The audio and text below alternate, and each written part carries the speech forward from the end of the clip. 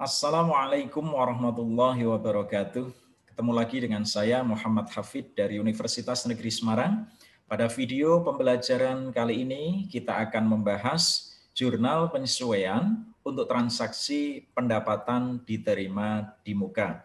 Transaksi ini merupakan kebalikan atau lawan dari transaksi beban dibayar di muka yang videonya bisa dilihat di akun saya, channel YouTube saya Muhammad Hafid tentang jurnal penyesuaian beban dibayar di muka. Kali ini kita akan bahas untuk pendapatan diterima di muka. Semoga Allah melimpahkan kefahaman, kemudahan dalam memahami materi ini dan semoga video ini bermanfaat. Amin ya rabbal alamin.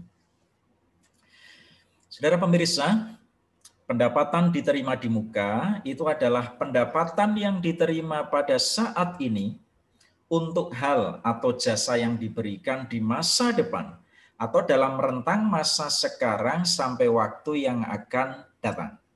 Walaupun sudah diterima, namun secara akuntansi belum merupakan pendapatan. Contoh, sewa diterima di muka. Nah, saya sengaja menggunakan contoh yang sama, yang berlawanan, ya. Sewa diterima di muka. Video pembelajaran beban dibayar di muka, saya menggunakan contoh sewa dibayar di muka. Bisa dilihat video saya, ya, dicari di channel saya. Nah, sewa diterima di muka ini, ya, adalah kita melihatnya dari sudut pandang yang menyewakan, yang menerima uang sewa, yang menyewakan. Nah, ya, kasusnya seperti ini. Pada tanggal 1 Oktober 2020 diterima pendapatan sewa sebesar 12 juta untuk masa sewa 1 tahun, terhitung mulai 1 Oktober 2020 sampai 1 Oktober 2021. Kapan uangnya diterima? 1 Oktober 2020. Apakah 1 Oktober 2020 penerima sudah memberikan jasa sewa? Belum. Belum, ya. Jadi bagi yang menyewakan namanya penerimaan, ya, pendapatan, ya. Bagi yang menyewa namanya beban, ya. Ini kita bahas. Saudara, metode atau pendekatan pencatatan pendapatan diterima di muka itu ada dua, ya. Satu, metode utang atau pendekatan neraca. Artinya, waktu menerima dicatat sebagai utang. Waktu menerima pas 1 Oktober. Yang kedua, boleh juga menggunakan metode pendapatan atau pendekatan laba rugi. Artinya, waktu menerima dicatat sebagai pendapatan. Bagaimana jurnalnya pada saat menerima? Ya, 1 Oktober. Ini belum jurnal penyesuaian, belum. Ini masih jurnal umum, ya, jurnal umum, belum jurnal penyesuaian, ya. Kalau metodenya utang, jurnalnya kas debit 12 juta, sewa diterima di muka kredit 12 juta. Sewa diterima di muka adalah akun utang, sehingga kalau muncul tempatnya kredit. Kalau bertambah tempatnya kredit. Lalu kalau metode pendapatan jurnalnya adalah 1 Oktober, kas debit 12 juta, pendapatan sewa kredit 12 juta. Jadi kalau menggunakan metode pendapatan, akun yang dipakai pendapatan. Kalau menggunakan metode utang, akun yang dipakai adalah utang. Sewa diterima di muka, ini adalah akun utang. Ya. Berikutnya, kita lihat, kita bahas yang pendekatan neraca dulu, yang metode utang dulu kita selesaikan, nanti setelah selesai baru yang metode pendapatan.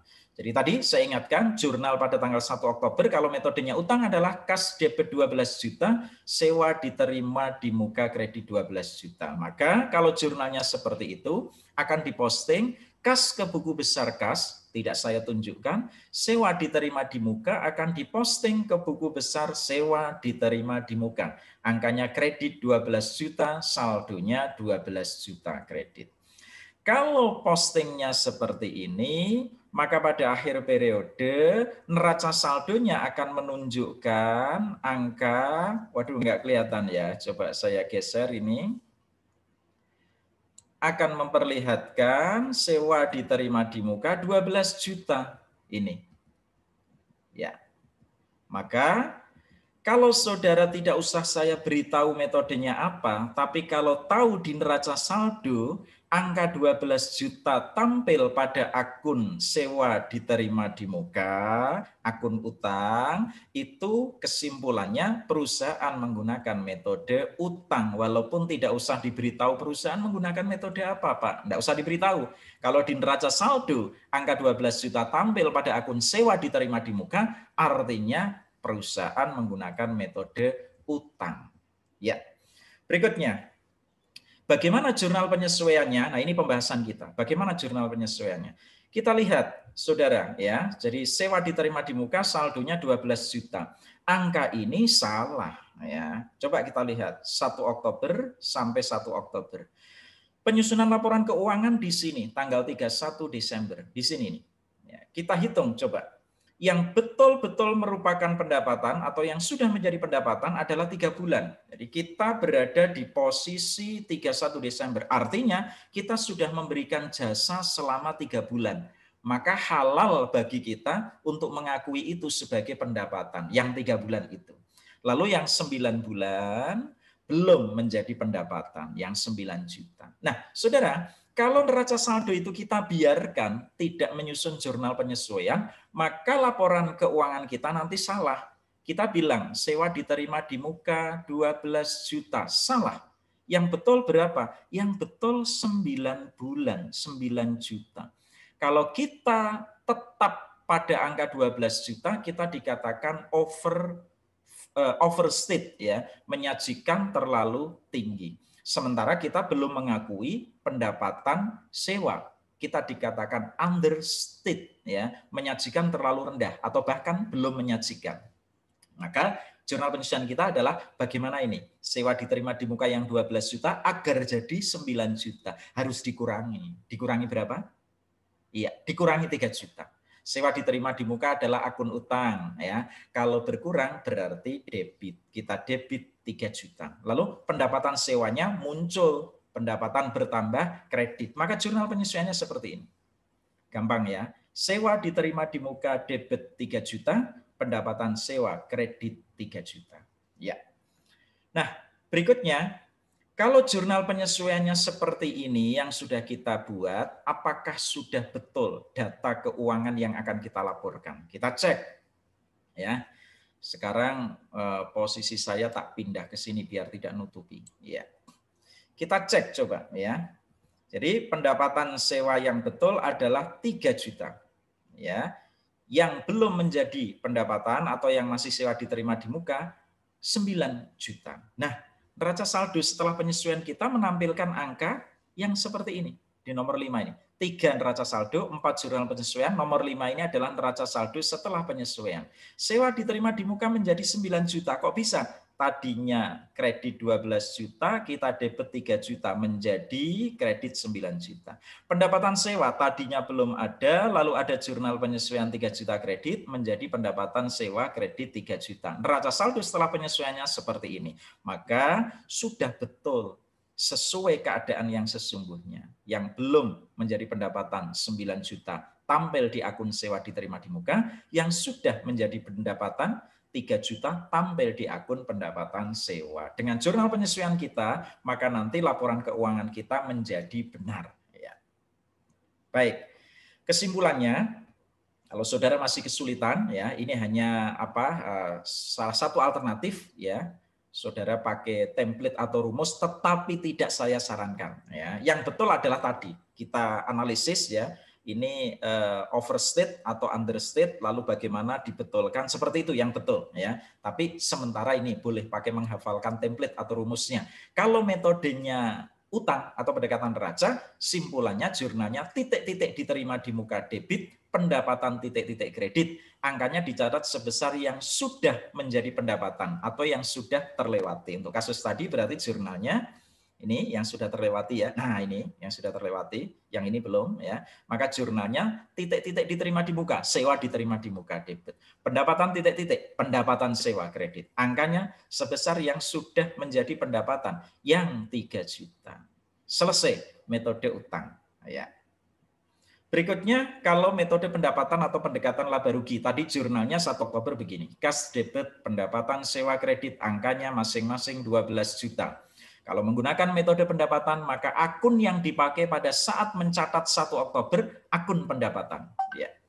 Berikutnya, kas diposting ke buku besar kas, tidak saya tunjukkan, lalu pendapatan sewa diposting ke buku besar pendapatan sewa. Ya, seperti ini. Kredit 12 juta, saldonya 12 juta. Nah, kalau diposting ke buku besar pendapatan sewa, maka neraca saldonya angka 12 juta juga tampil pada akun pendapatan sewa, 12 juta. Sekali lagi seperti tadi, ya, saudara tidak usah saya beritahu metodenya. Kalau tahu di neraca saldo angka 12 juta tampil pada akun pendapatan sewa, itu artinya perusahaan menggunakan metode pendapatan. Ingat-ingat ini, diingat-ingat. Ya. Berikutnya, ini ya. Jurnal penyesuaiannya bagaimana? Nah, jadi angka neraca saldo kita yang melaporkan pendapatan sewa 12 juta, ini salah. Karena apa? Yang betul pendapatan kita itu hanya 3 juta.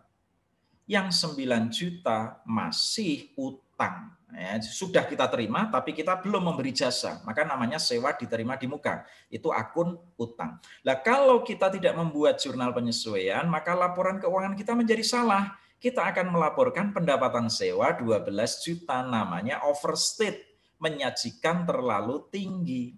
Yang betul berapa? Yang betul berapa pendapatan sewa kita? 3 juta 3 bulan. 12 biar menjadi 3 harus diapakan? Dikurangi 9. Maka pendapatan sewanya harus kita kurangi 9. Pendapatan tempatnya kredit. Kalau berkurang kita debit ya. Ini yang belum menjadi pendapatan 9 bulan. Belum kita catat itu. Itu belum kita catat. Maka sekarang kita catat. Kalau kita tidak mencatat, kita dikatakan understate, ya, menyajikan terlalu rendah atau bahkan malah belum menyajikan tentang sewa diterima di muka ini, ya, yang belum kita berikan jasanya tapi uangnya sudah terlanjur ikut kita terima yang 9 juta. Namanya sewa diterima di muka akun utang. Maka jurnal kita adalah pendapatan sewa kita kurangi 9 biar jadi 3. Jadi angka 12 ini biar menjadi 3 harus kita kurangi 9. Ya. Lalu sewa diterima di muka tampil, ya, utang bertambah kredit. Berapa utang kita? Berapa sewa diterima di muka kita? 9. Kita masukkan 9. Itu jurnal penyesuaian. Ya. Nah, kalau jurnal penyesuaian kita betul seperti ini, maka neraca saldo setelah penyesuaian akan menampilkan angka yang betul. Coba kita cek pendapatan sewanya sudah betul apa belum. Pendapatan sewanya 3 juta, betul ya? Dari mana? Ini kredit 12 juta pendapatan sewa, lalu jurnal penyesuaiannya masuk debit 9 juta menjadi kredit 3 juta. Lalu sewa diterima di muka di sini belum ada, lalu di sini jurnal penyesuaian ada sewa diterima di muka kredit 9 juta. Masuk di sini kredit 9 juta. Sewa diterima di muka 9 juta, pendapatan sewa 3 juta. Ini adalah data yang betul, yang siap untuk kita laporkan. Ya, karena apa? Sudah sesuai dengan hitung-hitungan ini.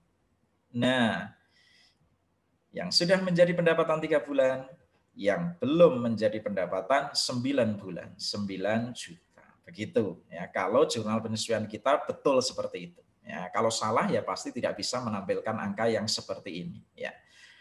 Oke, begitu ya. Jadi pendapatan sewanya sudah betul, sewa diterima di mukanya juga sudah betul. Nah, berikutnya, ini sekedar rumus, tapi sekali lagi tidak saya sarankan. Untuk sementara boleh dipakai, tapi kalau sudah, maka harus pakai analisis seperti tadi, ya, overstate atau understate, ya. Jadi begitu. Nah, template-nya gimana? Kalau metodenya pendapatan, maka jurnalnya pendapatan titik-titik debit, titik-titik diterima di muka kredit, angkanya sebesar yang belum menjadi pendapatan atau yang belum terlewati. Nih, berarti angka yang ini, yang belum menjadi pendapatan, yang 9 juta. Maka jurnalnya kita buat pendapatan titik-titik debit, pendapatan sewa debit. Titik-titik diterima di muka kredit, sewa diterima di muka kredit. Angkanya yang belum menjadi pendapatan, yang ini 9 juta. Gampang ya? Gampang sekali. Ya. Coba kita bandingkan dua metode tadi, metode utang dan metode pendapatan. Nih, jurnal pada saat menerima 1 Oktober, kas debit sewa diterima di muka kredit. Kalau metode pendapatan, akun yang dipakai pendapatan. kas debit pendapatan sewa kredit. Ya, neraca saldonya bagaimana? Ini, kalau metode utang, angka 12 juta tampil pada akun sewa diterima di muka. Ini akun utang ini, akun utang. Ya, itu kodenya 204. Ya. Ya.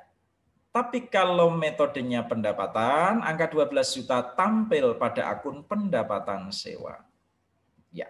Lalu jurnal penyesuaiannya seperti ini kalau metode utang, saudara sudah hafal. Kalau metode pendapatan, jurnalnya seperti ini. Saya pindah lagi. Ya. Oke, bisa ya. Nah, sekarang latihan. Di neraca saldo PT Alvina terdapat saldo akun sewa diterima di muka sebesar 24 juta. Saldo ini merupakan sewa yang diterima pada tanggal 1 September 2020 untuk periode 1 tahun terhitung mulai 1 September 2020. Buat jurnal penyesuaian per 31 Desember 2020. Ya, coba kita atau saudara kerjakan dulu ya, saudara kerjakan dulu dicoba ya. Jangan dilanjutkan videonya, matikan dulu ya. Setelah selesai, coba kita nyalakan lagi videonya. Ya, penyelesaiannya. Saudara harus tahu dulu perusahaan menggunakan metode utang atau metode pendapatan. Kita lihat di neraca saldo PT Alvina terdapat saldo akun sewa diterima di muka. Tadi sudah saya beritahu ya. Tanpa diberitahu metodenya, kalau di neraca saldo kita tahu angkanya tampil pada akun sewa diterima di muka, berarti perusahaan menggunakan metode metode utang. Ya, metode utang. Nah, kalau metode utang, maka rumusnya seperti ini. Titik-titik diterima di muka debit, pendapatan titik-titik kredit. Angkanya dicatat sebesar yang sudah menjadi pendapatan. Ya.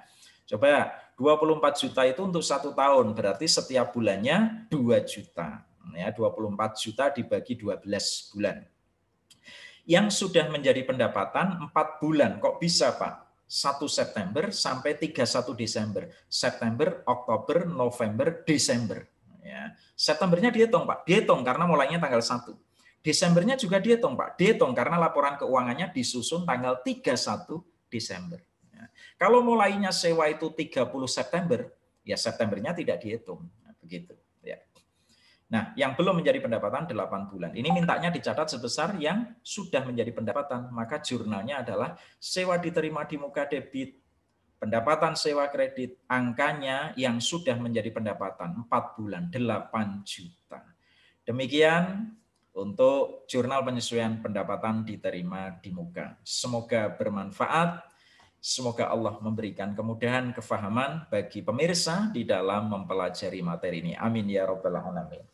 Demikian, wallahul muwaffiq ila aqwamit thoriq. Wassalamualaikum warahmatullahi wabarakatuh.